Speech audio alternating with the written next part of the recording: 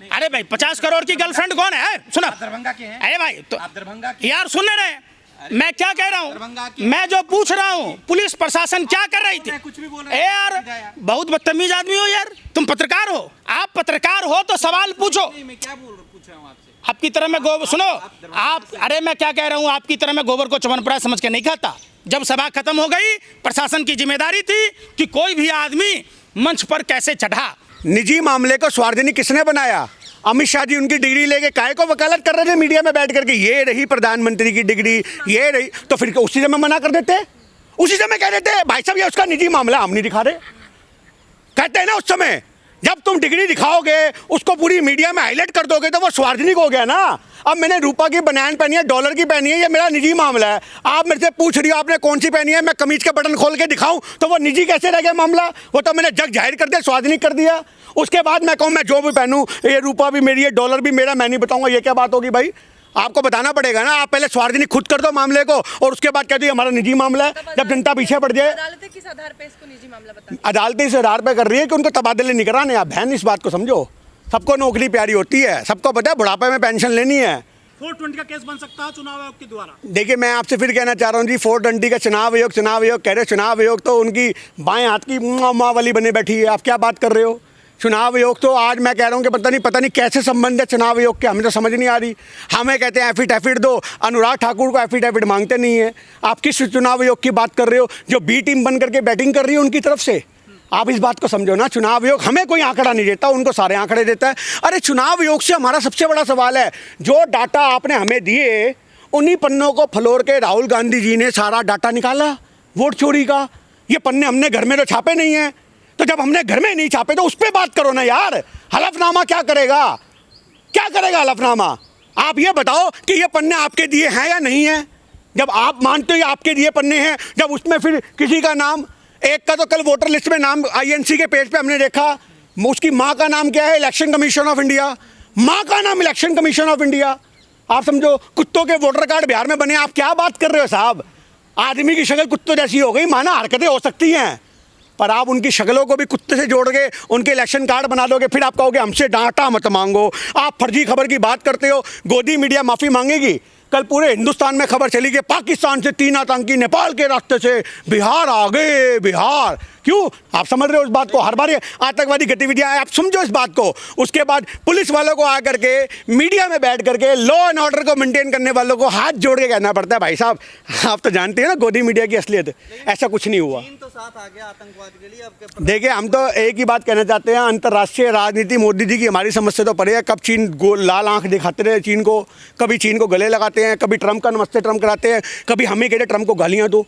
हमें समझना पड़ेगा साहब, ये समझना पड़ेगा कि ये राजनीति क्या चल रही है। विदेशियों को भी समझ नहीं आ रही होगी ये ऐसी कौन सी विदेश नीति है। कल तक नमस्ते ट्रंप करा के हमें इज्जत दी, और हमने सच बोल दिया तो हमें भारत के लोग गालियाँ दे रहे हैं।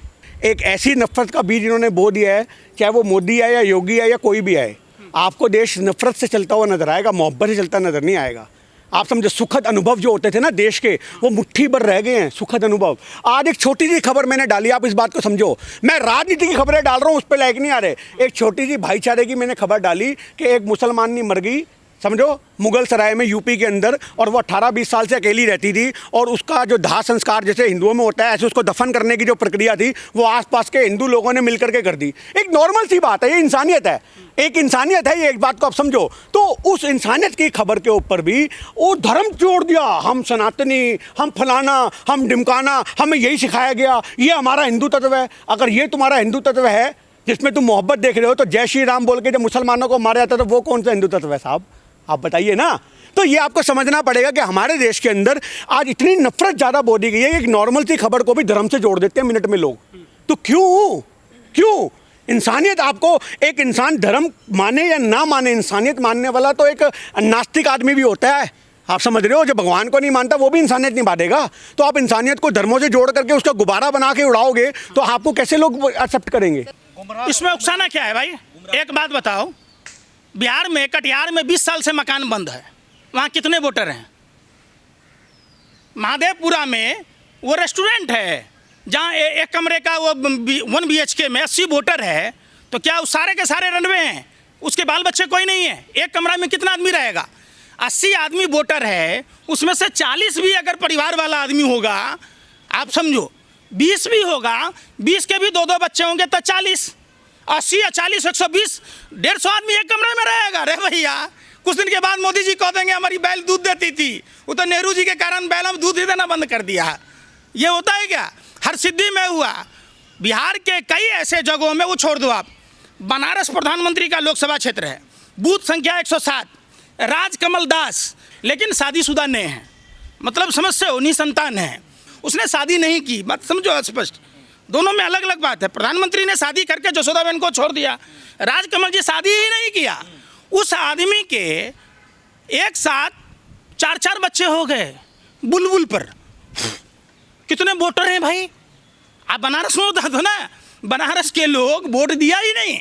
प्रधानमंत्री जी चुनाव हार रहे थे, अंतिम राउंड में सारा चीज बंद कर दिया गया, साइड वाइड विजेता घोषित कर दिया गया।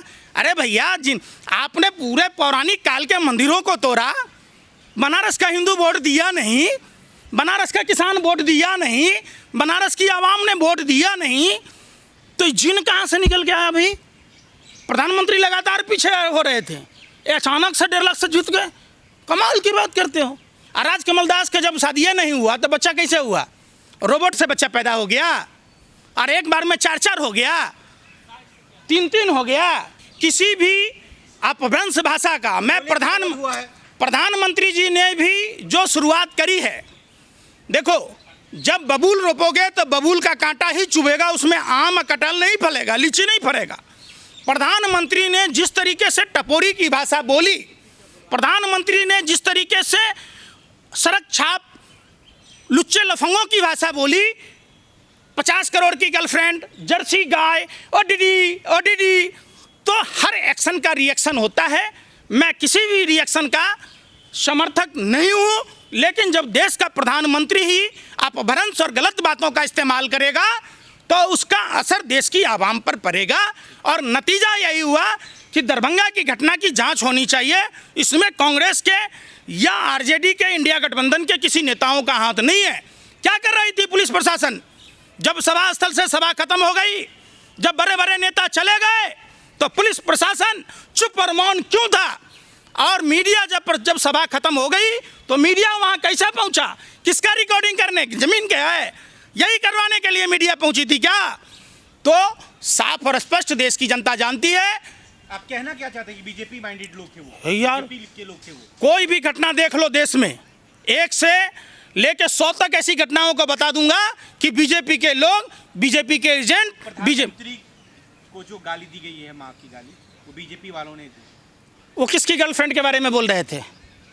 अरे भाई, 50 करोड़ की गर्लफ्रेंड कौन है? सुना, दरभंगा के हैं। अरे भाई, तो आप दरभंगा के यार सुन रहे, मैं क्या कह रहा दरभंगा हूँ, की- मैं जो पूछ रहा हूँ, पुलिस प्रशासन क्या कर रही थी? मैं कुछ भी बोल रहा ए यार, बहुत बदतमीज आदमी हो यार, तुम पत्रकार हो, आप पत्रकार हो तो सवाल पूछो। नहीं, मैं क्या पूछ रहा हूँ आपसे? आपकी तरह मैं गोबर, सुनो आप, अरे मैं क्या कह रहा हूँ, आपकी तरह मैं गोबर को च्यवनप्राश समझ के नहीं खाता।